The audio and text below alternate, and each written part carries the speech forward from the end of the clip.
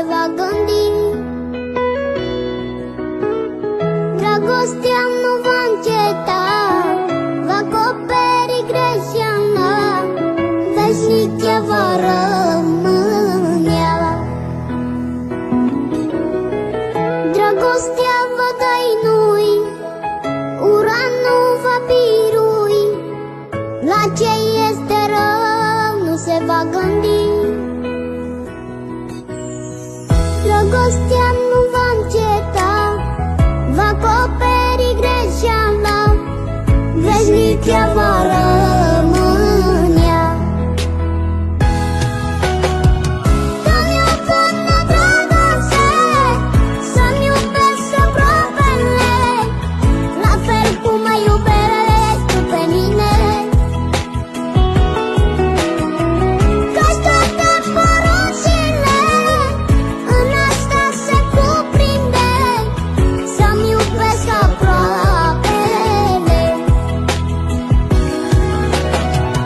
Să-mi iubesc dragoste, să-mi iubesc aproapele, la fel cum mă iubești tu pe mine.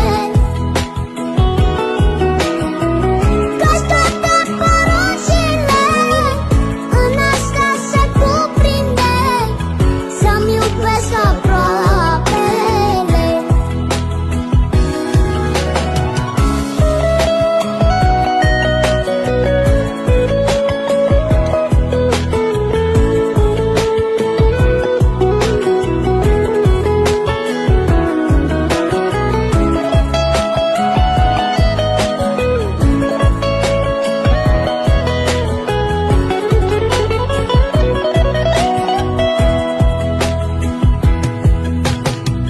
Dragostea din Dumnezeu nici când nu va face rău, va face bine mereu.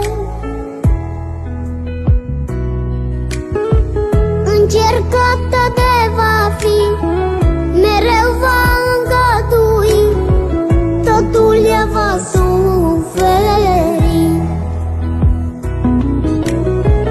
Dragostea din Dumnezeu nici când nu va face rău, va face bine mereu.